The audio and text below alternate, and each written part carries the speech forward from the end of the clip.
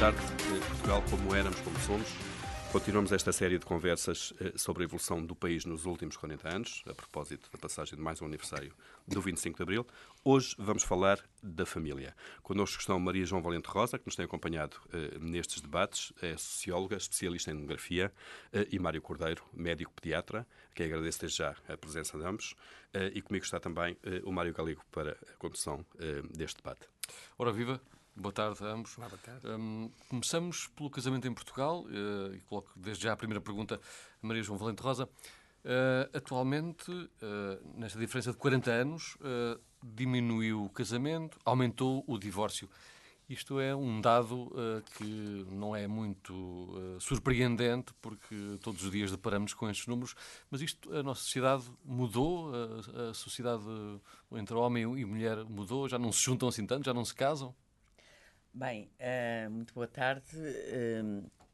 De facto, o número de casamentos reduziu-se significativamente.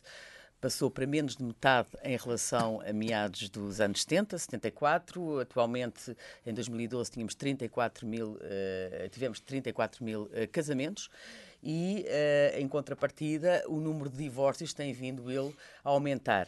O que significa que o número de divórcios por cada 100 casamentos já ronda os 74. Portanto, 74 divórcios por cada 100 casamentos. Mas isso não significa que as pessoas tenham deixado de se juntar e de iniciar um projeto. Só que muitas vezes esse projeto não passa pela institucionalização. Ou seja, existem outras formas de conjugalidade à margem do casamento. As uniões de facto. Exatamente. O casamento já não é um passo essencial para se iniciar um projeto de conjugalidade. E por isso temos um papel diferente do casamento em relação ao passado, e o papel que se nota não só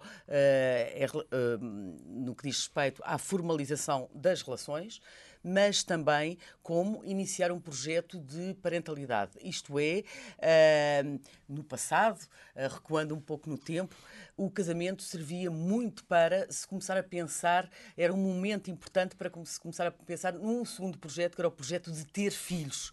Hoje em dia, também o casamento perdeu esse papel. E lembro que, atualmente, perto de 50% dos nascimentos em Portugal são nascimentos fora do casamento. Já não se parte para uma relação a pensar na constituição de uma família? A relação, parte-se para as relações, as famílias existem, só que são diferentes do passado. Quando nós pensamos na família, pai, mãe, casados e com filhos desse mesmo casamento, e essa família continua a existir, naturalmente, mas outras famílias, para além dessa, também se começam a afirmar na sociedade. E por isso nós não temos, como se costuma às vezes perguntar, será que a família está em crise?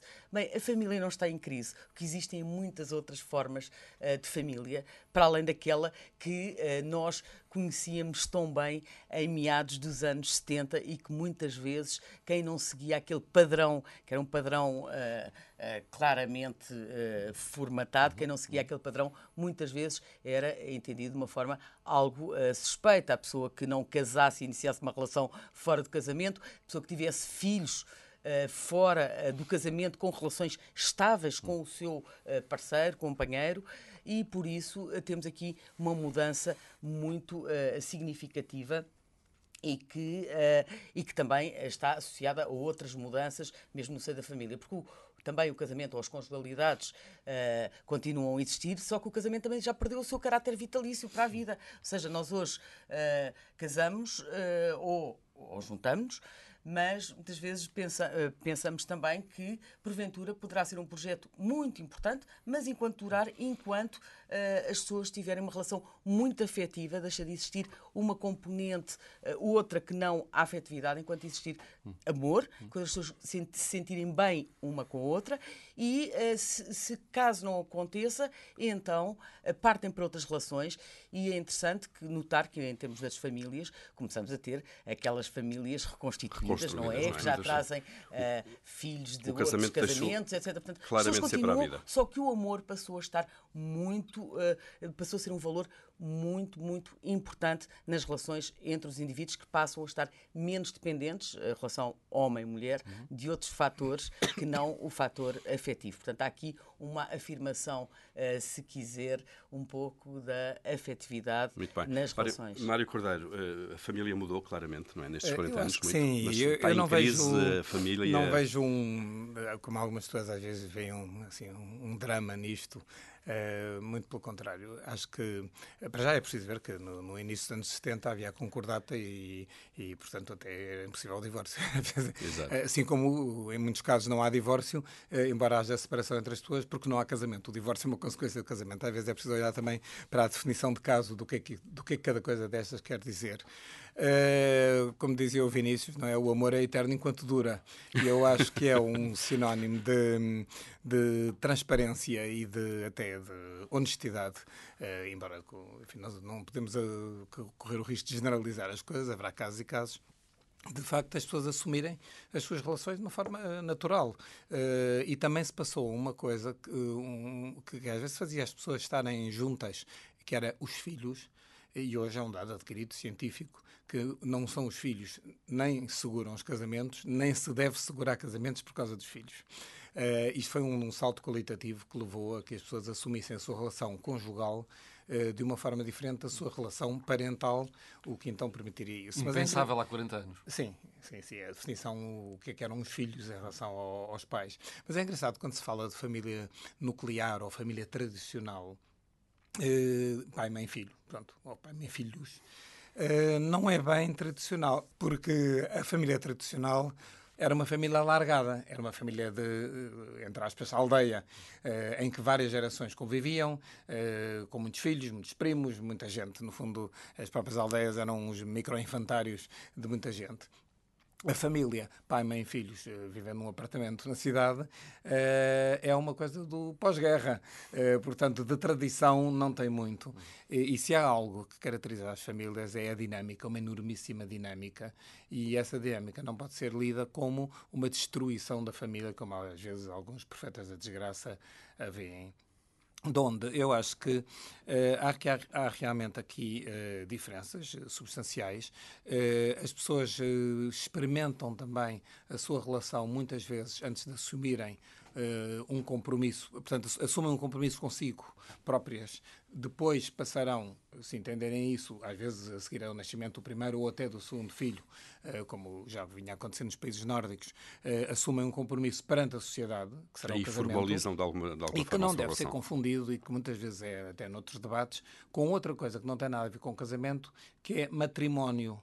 Que é uma coisa, então, um assumir face a uma ou outra igreja. São coisas diferentes, mas muitas vezes há uma confusão entre matrimónio, casamento, viver juntos, parentalidade, conjugalidade, e creio que neste momento as coisas começam a ser definidas em prol de uma transparência, de uma honestidade relacional que eu acho que é necessária. Uhum. E daí que as famílias hoje em dia sejam diferentes. Falámos há pouco do agregado familiar.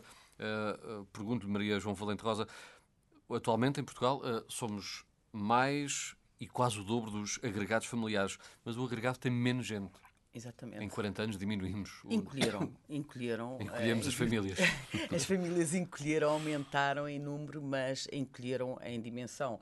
Atualmente, a dimensão média dos agregados anda à volta dos 2,6, em média, claro. No início dos anos 70, rondava as 4 pessoas, cerca de 4 pessoas por agregado. E encolheram resultante de inúmeras evoluções. Uma delas tem a ver com a questão da diminuição da fecundidade e dos filhos. Portanto, o número de filhos tem vindo a diminuir, como é sabido. Uhum. Não é nada de hoje, embora hoje, recentemente, a diminuição esteja no número de nascimentos e de filhos esteja a atingir uma dimensão particularmente forte. No entanto, desde meados dos anos 70, que o número de nascimentos está em queda e por isso também o número de filhos por agregado vai diminuindo. Atualmente, a maioria dos agregados tem 2 ou menos pessoas, enquanto que no início dos anos 70 a larga maioria dos agregados tinha entre 3 a 5 pessoas. Para além disso, para além da questão da fecundidade, também temos a questão das dissoluções de casamento, portanto, divórcios, etc., que também fazem aumentar, designadamente, as famílias monoparentais.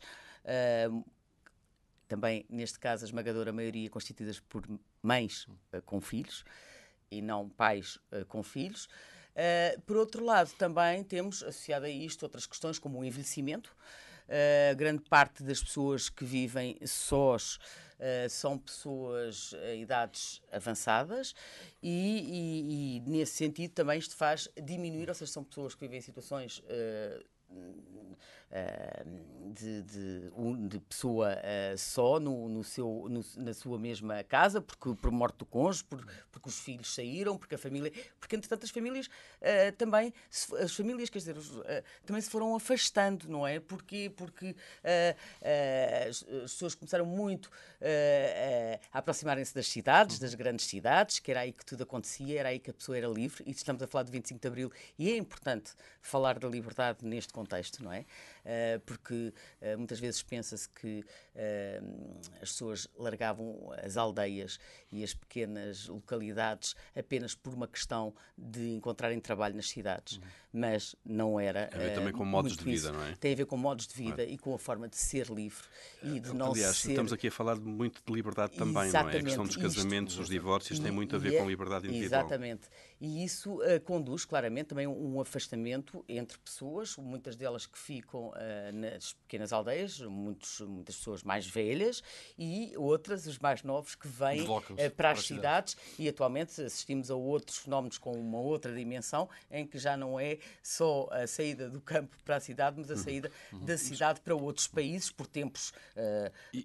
Isso faz com que hoje a vida seja de alguma forma mais solitária. Falou aí das pessoas hoje vivem até mais tarde, muitas vezes vivem sozinhas, as famílias monoparentais em que obviamente a mãe ou o pai não estão sozinhos, mas como adultos estão sozinhos. Há uma vida mais solitária hoje, Mário Cordeiro? Acho que sim. Há várias coisas que levam a uma maior solidão, apesar de ao mesmo tempo assistir a uma coisa quase paradoxal, que é o boom da comunicação. É fácil comunicar, não é? Mas eletronicamente, não é? Eletrónica. Tem que se lhe diga, enfim, que poderia levar a uma grande discussão. Não há nada como olhos nos olhos, cara a cara. As pessoas são humanas, o olfato e o tato continuam a ser os nossos principais sentidos num mundo que é predominantemente audiovisual. Uma coisa que me preocupa nesta baixa natalidade em Portugal, que, como disse a Maria João, não é recente, é que não é só a questão que se levanta muitas vezes do slogan quem é que vai pagar as nossas pensões. Claro que isso será um problema, seguramente. Preocupa-me um pouco esta divisão entre gerações e a fragmentação do tecido social, que começa a ser um bocado preocupante. A inversão da pirâmide, em que, de facto, neste momento já não é uma pirâmide, a pirâmide social já não é uma pirâmide, pelo menos em termos geográficos, ou em termos geométricos já não é. O envelhecimento. As próprias famílias que muitas vezes conviviam na mesma casa várias gerações, isso podia ter coisas positivas e negativas. O professor Dias Cordeiro costumava dizer que havia aí a luta pela cozinha entre a sogra e a nora, ou entre a mãe e a filha. Ele definia assim, desse modo curioso. Trazia problemas, mas por outro lado trazia alguma compreensão, por exemplo, para uma criança ou para um jovem, do que era o envelhecimento, do que era a doença, do que era até, inclusivamente, coisas que hoje continuo a achar que não devem existir, mas que existiam, o que era um parto em casa, ou o que era um nascimento, ou a morte, eventualmente, assim, até. O que era dar de mamar e coisas assim, que hoje, para uma jovem mãe, é tudo uma novidade. Se calhar, com todas estas consequências da crise, vamos novamente assistir a famílias de várias gerações vivendo na mesma casa, mas de uma forma talvez diferente do que era anteriormente, com menos liberdade, com mais por obrigação económica. Isso também, o papel dos avós também mudou radicalmente nestes 40 anos. Só para referir uma coisa em relação a isso que a Maria João disse, da liberdade. Quando nós pensamos o que era a vida nas aldeias ou nas cidades há 40 anos, distinguia-se até fisicamente, olhando, por exemplo, para dois jovens, quem é que era da aldeia e quem é que era da cidade, pelo modo de vestir, pelo modo de falar. Aí, eu creio que os meios de comunicação, designadamente a televisão, teve um impacto enormíssimo em uniformizar, leia-se, democratizar Portugal. E isso não pode ser esquecido. É curioso também, quando falou dos filhos fora do casamento, se recuarmos 100 anos aos tempos da Primeira República, a percentagem era muito grande, mas era diferente. Portanto, define-se, eu não gosto da expressão filhos fora do casamento, porque parece sempre haver algo de malicioso no meio disso tudo. Mas se realmente era diferente. Neste momento, aí sim, eram fora do casamento, na verdade era a exceção da palavra. Neste momento não, são dentro de uma relação, que assim é que se deveria chamar, e vai aumentando. E este fenómeno também tem a ver, por exemplo, com a migração. Aqui ainda há 2 ou 3 anos, 1/6 dos nascimentos eram de um ou mais, ou os 2 pais estrangeiros. Coisa que também tem vindo a diminuir com a diminuição da própria imigração. A questão do papel dos avós, que é diferente agora, claramente, nas famílias. Primeiro há mais avós, não é? Primeiro há mais avós. Vivos, há, não é? Há uma imagem interessante que eu posso passar, que há quem diga que isto é uma linguagem futebolística, mas não é. Que é a imagem da passagem de uma família 4-2-1 para uma família 1-2-4. O que é que eu quero dizer com isto? Vou decifrar. 4-2-1, 4 filhos, 2 pais e um avô ou uma avó vivos. E atualmente o que temos são famílias mais que seguem o modelo 1-2-4. Um filho, 2 pais e os 4 avós ainda com vida. Que agora portanto, vivem até mais 6 tarde. adultos e sobre uma criança.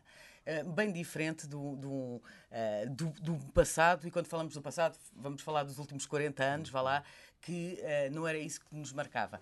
No entanto, também é importante notar que muitas vezes, e nesse mesmo passado, que se pensava bem, as pessoas conheciam os avós, tinham fortes relações com os avós, etc. Bem, por um lado, muitas das pessoas viviam longe, muitas das famílias novas já viviam nas cidades e os avós ou os pais viviam longe das cidades. E as distâncias eram bem maiores do que são atualmente, mesmo do ponto de vista de tempo. E isso por um lado. Portanto, aquela proximidade que se pensava, éramos todos felizes, todos vivíamos juntos na mesma casa. Por outro lado, também, os avós, infelizmente, muitos deles nem conseguiam chegar à fase de ser avó, embora a idade média de maternidade fosse mais precoce que atualmente. Atualmente, as mães têm o primeiro filho, em média, por volta dos 30 anos, não é? Cerca de mais 6 anos, 5 ou 6 anos, que em meados dos anos 70. Mas para todos os efeitos, os avós chegavam, muitas vezes não conseguiam ultrapassar muito mais do que a barreira dos 65 anos. Atualmente, ou seja, entre 74 e a atualidade, a esperança de vida aos 65 anos aumentou 5 anos. Ou seja, atualmente, para uma pessoa que tenha 65 anos, e a boa notícia está aqui também, poderá esperar viver mais 19 anos, enquanto que em 74 poderia esperar viver mais 13 anos, em média, é claro. Portanto, as pessoas vivem mais tempo e têm mais tempo também para serem avós e para serem bisavós. E é claro que, neste contexto atual, e porque as distâncias também estão mais curtas, como a Mário Cordeiro referiu há pouco, neste contexto, também quando se pensa que as relações começam a tornarem-se mais frágeis, não necessariamente, porque é mais fácil contactar, muitas vezes até por via de Skype, mas muitas vezes também presencialmente. Chegar a um avô ou uma avó, por um lado, porque está viva, por outro lado, porque está próxima ou está menos distante. Portanto, há aqui uma alteração. O que eu penso em relação a tudo o que se está a passar no plano das famílias não é que seja bom ou que seja mau. Eu diria apenas que é diferente. E muitas vezes o nosso problema é que nós tentamos olhar para o diferente e atribuir-lhe conotações negativas ou positivas em função de um quadro passado.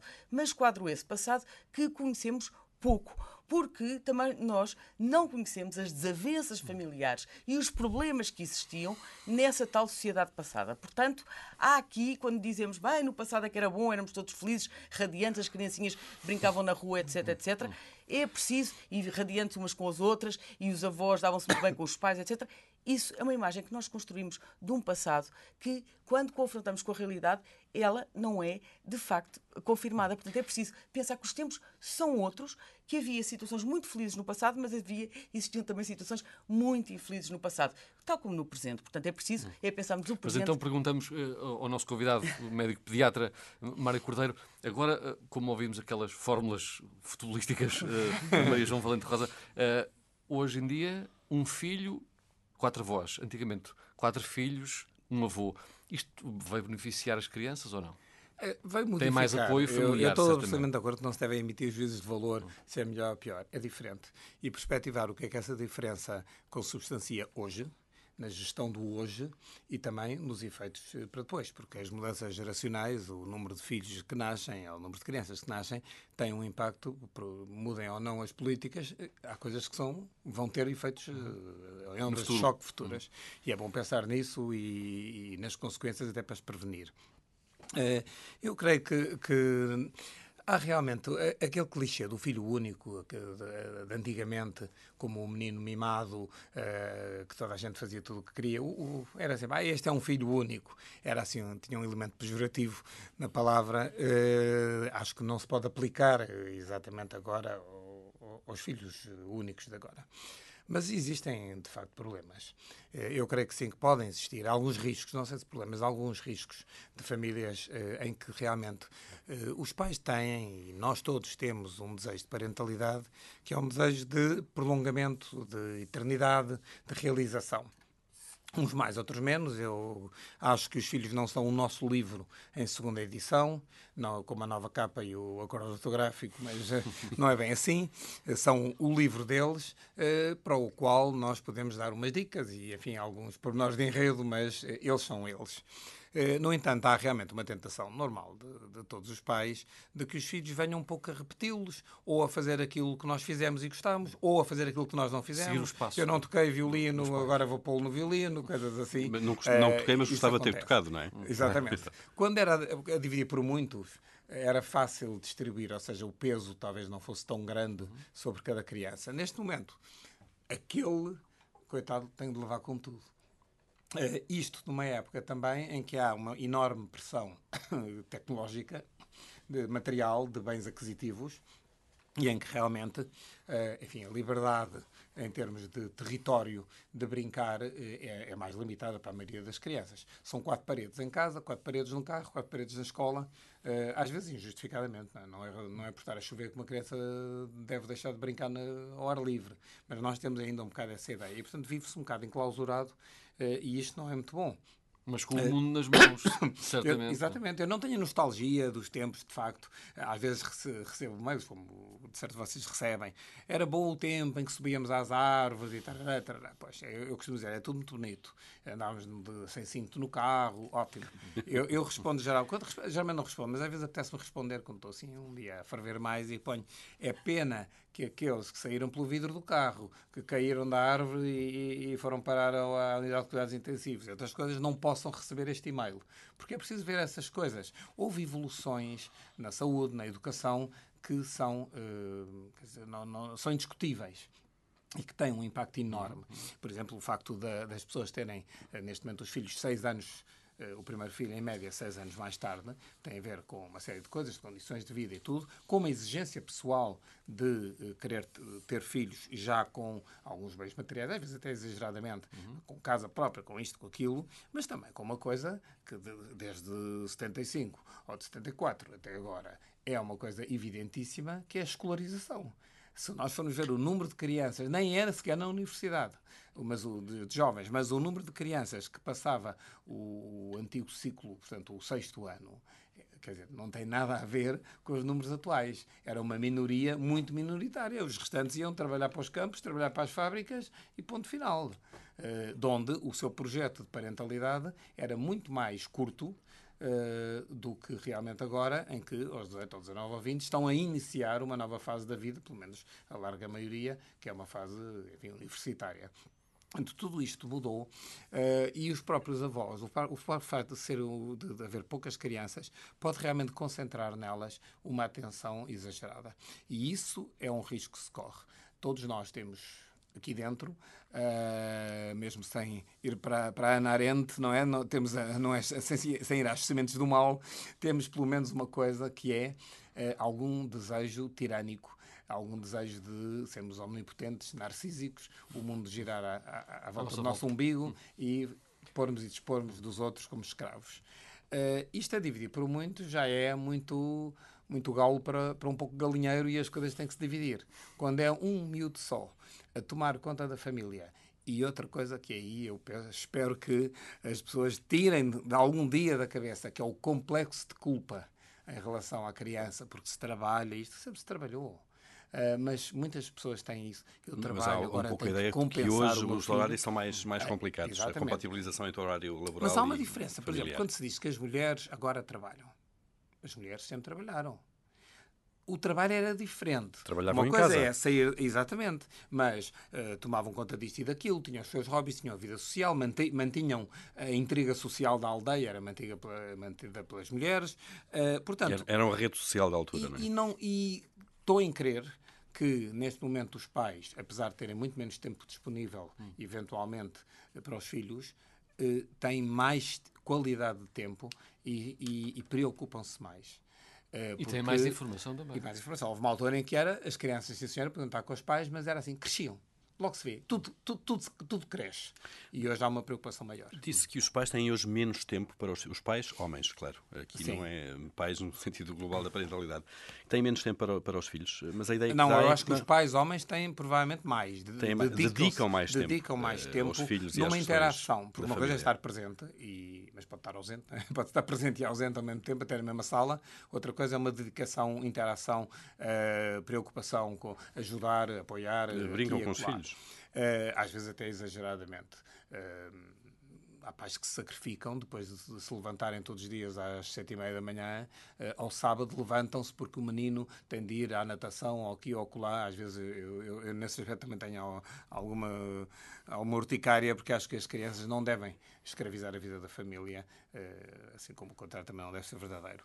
Mas eu acho que, e observa-se uma coisa, os pais, homens, por força das circunstâncias, mas também pela sua própria descoberta, acho que encontraram no espaço familiar, e nomeadamente na sua parentalidade, felizmente os toques de machismo vão desaparecendo, embora ainda existam, mas eu lembro-me, quando estava a fazer o serviço médico à periferia, por volta dessa altura, havia pais que tratavam dos filhos, mudavam fraldas, mas não podiam dizer isto em voz alta, porque senão imediatamente eram olhados com sobranceria.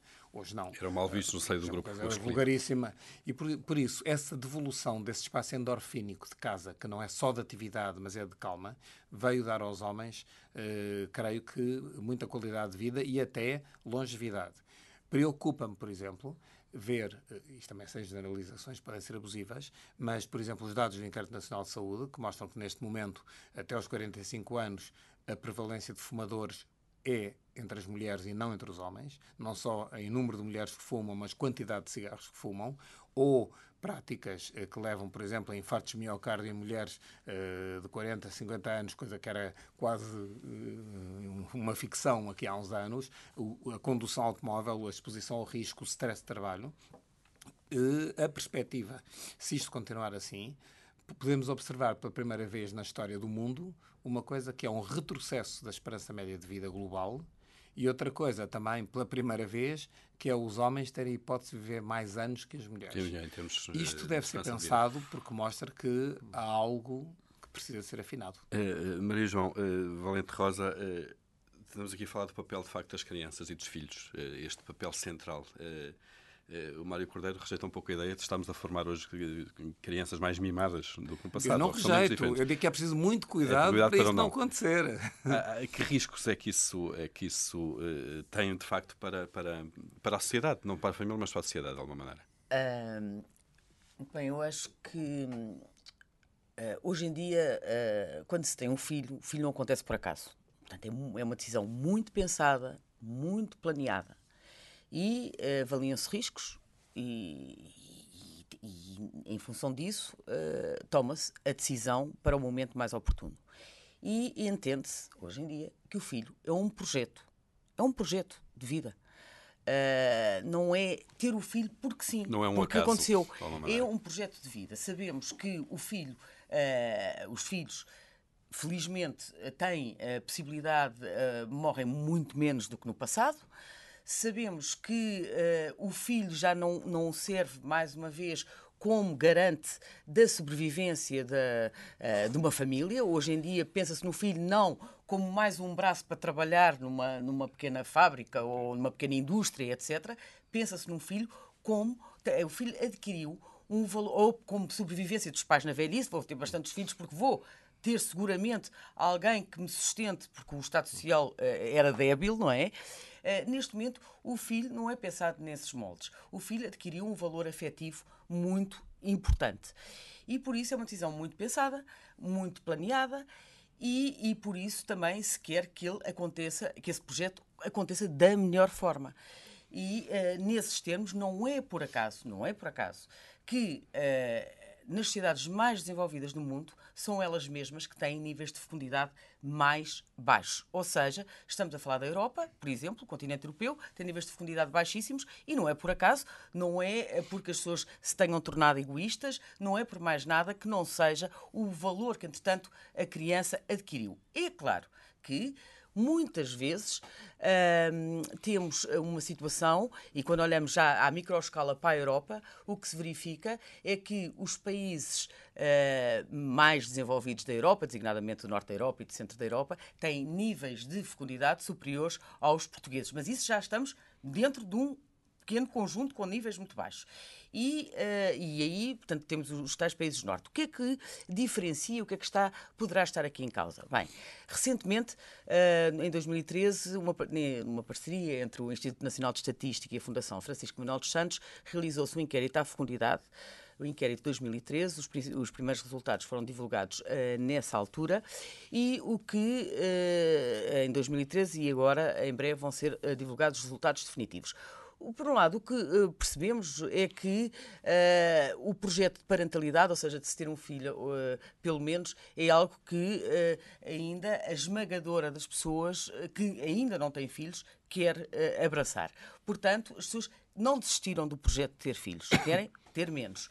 E, muitas vezes, o que está aqui em causa é entre os filhos que as pessoas têm e aqueles que tencionariam ter até ao final do período fértil. Porque o não ter filho não há problema, porque isto é uma decisão. Mais uma vez, estamos a falar de liberdade. Ninguém nos pode obrigar a ter filhos. Isto é uma decisão que é tão importante para alguns como outras decisões e o abraçar de outros projetos. Porém, a esmagadora maioria dos portugueses, a idade fértil, quer os que não têm, quer pelo menos ter um filho. O problema está aqui, muitas vezes, entre o primeiro filho e a passagem para o segundo filho.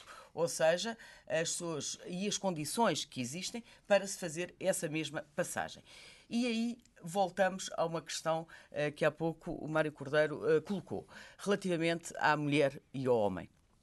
Porque nós, embora já estejamos um pouco longe do que se passava em meados dos anos 70, acontece que ainda estamos muito longe de poder afirmar que há uma partilha igual de responsabilidades entre o pai e a mãe, mesmo dentro do espaço do território doméstico.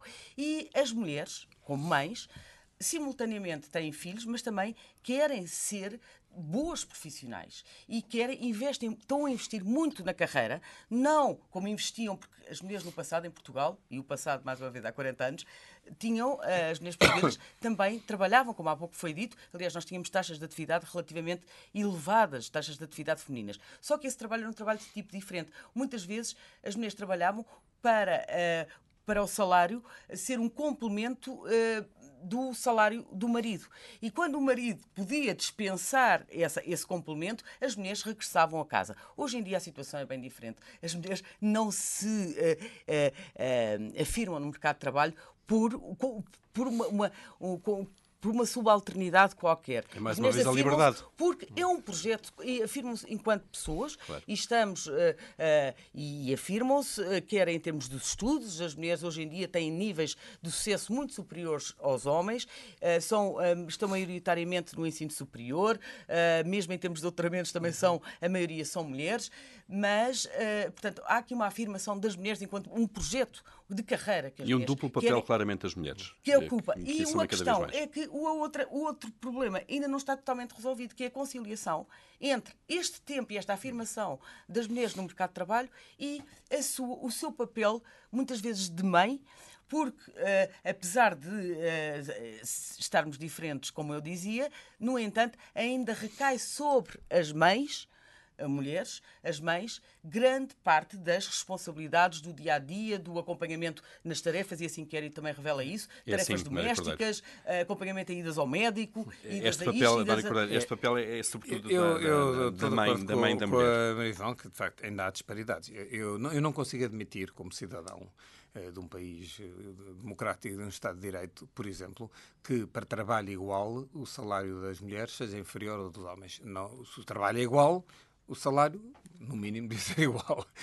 Há qualquer coisa aqui de perverso e que ainda é desses resquícios, de facto, de exploração da mulher.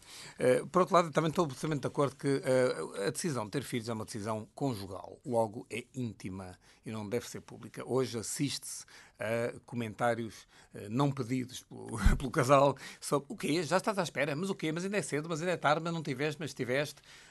Quer dizer, aliás, hoje, se a pessoa diz que vou ter um segundo filho, o comentário global é: és louco. Não é o 12º filho, é o segundo, não é? Ou então Portanto, aumentar um ordenado. Exatamente, ou então isso. Agora já estás a ganhar bem depois. Há realmente aqui uma intromissão numa decisão que deve ser íntima, solitária e de cada um, da sociedade em geral. É engraçado ver que, por exemplo, nos países mais evoluídos, socialmente, e aí, nesse aspecto, os países nórdicos dão cartas, a Noruega, por exemplo, e a Suécia, é muito... Porque houve sempre aquela dicotomia. A mulher ou fica em casa, ou então, e até trata dos filhos, ou então vai trabalhar e não tem filhos. Ou arranja alguém que trate deles. É engraçado que nos países nórdicos as mulheres conseguem, por um lado, ter lugares dirigentes. Elas não são secretárias da administração, elas são as administradoras. Os governos são constituídos, e já desde há muitos anos, de um modo equitativo, primeiras-ministras, etc., por aí fora. Então, em lugares de decisão, trabalham e, por outro lado, têm espaço para cuidar dos filhos, têm licenças parentais enormíssimas. Ou seja, não há incompatibilidade entre ser mãe e ser mulher. Não há um conflito de interesses. E ser trabalhadora. Não há um conflito de interesse, sendo o puzzle da própria mulher e ter os seus momentos de si própria, que não tenha que estar a fazer nenhum destes papéis. Já as empresas, os empregadores é que são mais amigos da família, é esse nível. Eu acho que é o que falta neste país. Passa pelos empregadores. E é curioso também, desculpe este lado de latra, mas é curioso ver, e eu vejo isto, muitas mães queixam-se nestas limitações do estilo, hoje tenho que tirar um dia porque tenho meu filho doente, aquelas coisas, doente, aproveitar que ele espirrou para ir para o cinema ou para a praia. Muitas vezes essa reação vem de mulheres, desfias femininas. Uma certa inveja de quem tem filhos. E uma desconfiança permanente. Não é? Mas eu acho que isso passa por uma coisa que o nosso país não soube desenvolver, que são políticas globais para a infância. Grandes avanços na educação, grandes avanços na saúde, aqui, acolá, mas uma visão que se tentou entre 95 e 99, com a Comissão Nacional dos Direitos da Criança, que respondia perante as Nações Unidas, fazer uma política global para a infância e para a família, que visse todos os sectores, não temos. Os países nórdicos, por exemplo, têm a figura do provedor da criança que analisa todas as medidas estruturais que um governo toma, faz uma análise de qual é o impacto que isto pode ter na vida das crianças e das famílias. Há coisas tão pequenas, neste caso não é das crianças, é, por exemplo, dos idosos. O aumento do preço da eletricidade, para lá do desembolso que leva, por exemplo, a que se reduzam as luzes, as pessoas tropecem mais, façam mais fraturas do colo do fémur, tenham mais dificuldade em pagar as contas, aqueçam menos as casas, façam mais pneumonias. Portanto, de facto, qualquer medida que seja, algumas delas, pelo menos estruturais, têm um impacto enorme nas E famílias. uma preocupação de futuro. E na população mais frágil, que são as crianças, e que são os idosos e as pessoas com deficiência, etc. Eu creio que é por aí que é preciso assumir as coisas. Políticas globais para a infância e para as famílias. Falta-nos fazer isso ainda. Falta e é um salto civilizacional que nós temos de dar.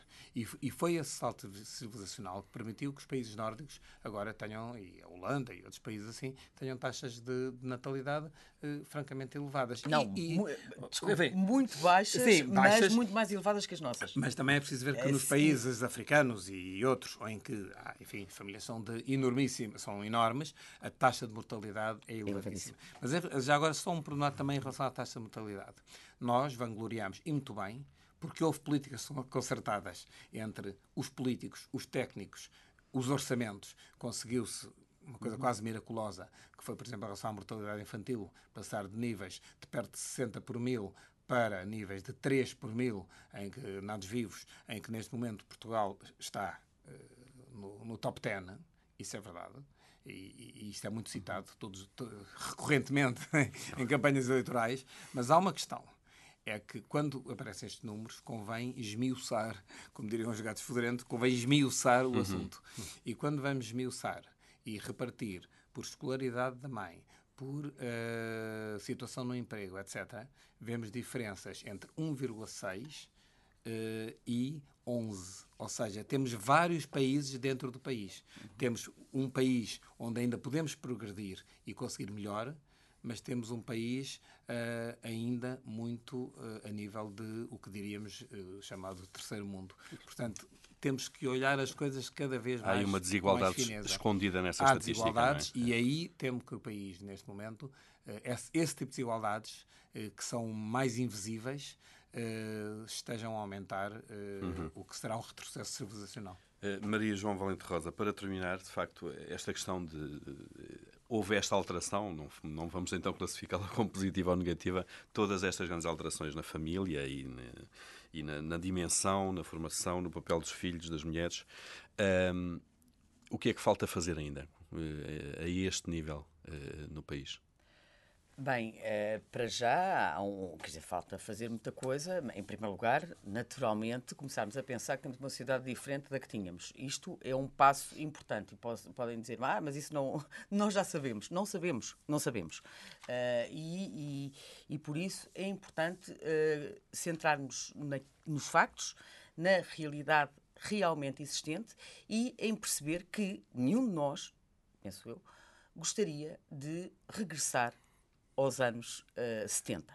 Ou seja, se dessem a opção à maioria dos portugueses, eu acredito que só aqueles que estivessem muito distraídos é que diriam, muito bem, é nos anos 70 que nos sentimos bem. No entanto, é necessário, porque os desafios existem múltiplos desafios em relação às crianças. Há a questão dos filhos únicos. Nós temos, neste momento, a maioria dos nascimentos em Portugal são nascimentos que os demógrafos chamam de primeira ordem, ou seja, são primeiros filhos, quando em meados dos anos 70 não era isso que acontecia, e como eu disse há pouco, muitas vezes as pessoas ficam-se apenas pelo primeiro filho. E temos aqui questões importantes para serem pensadas não só do ponto de vista político, mas também do ponto de vista social, cultural, etc., como seja o facto de e existe uma diferença, e esse tal inquérito que eu me referi há pouco dá para perceber, existe uma diferença entre o número de filhos que as pessoas têm e os filhos que algumas pessoas ainda gostariam de ter. Há um gap, há uma diferençazinha. Não é grande, ter mais filhos do que têm realmente. Mas não vamos voltar às descendências numerosas do passado. O número de filhos intencional esperado dos portugueses ronda o 1,8. Nós atualmente estamos com um valor ligeiramente abaixo de 1,3. 1,8 filhos. O que significa que não vamos voltar a pensar, se quiséssemos ou se pudéssemos, iríamos ter 3, 4, 10 filhos. Não. Mas teríamos com certeza mais do que temos atualmente. E isto é preciso perceber quais são os bloqueios que levam a que muitas das pessoas que querem ter não os tenham.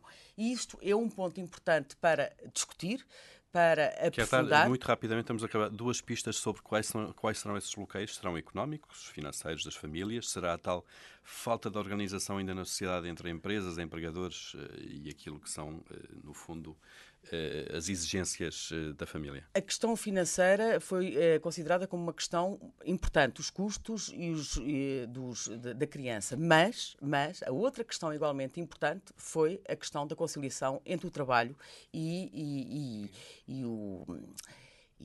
a família? Projeto de parentalidade. Claro. Não é família, é o projeto de parentalidade. Aliás, mas isso agora já se calhar não há tempo para entrarmos por aí. De qualquer das formas, o que há a fazer, e essencialmente em relação às mulheres, mulheres mães, há aqui um longo caminho ainda a percorrer. Porque, como o Mário disse há pouco, e eu estou plenamente de acordo, neste momento, muitas vezes o ser-se boa profissional ou ser-se boa mãe é uma equação que muitas vezes as mulheres, têm que ponderar, porque nem sempre os dois termos vão no mesmo sentido. E este é um aspecto de falarmos de novo naquilo que poderá estar em causa, que é uma verdadeira igualdade de oportunidades e uma não diferenciação entre o ser mãe e o não ser mãe. Muito e isto bem. É um aspecto importante a ter em conta. São temas que, provavelmente, com o aumento da esperança de vida, daqui a 40 anos, cá estaremos nós também. Espero que sim. Espero que sim. Esperemos que sim. Agradeço à Maria João Valente Rosa, ao Mário Cordeiro, este debate, esta conversa sobre as questões da família, que a Antena 1 promoveu com a Pordata, a base de dados de acesso livre e gratuito da Fundação Francisco Manuel dos Santos, a propósito dos 40 anos de 25 de Abril.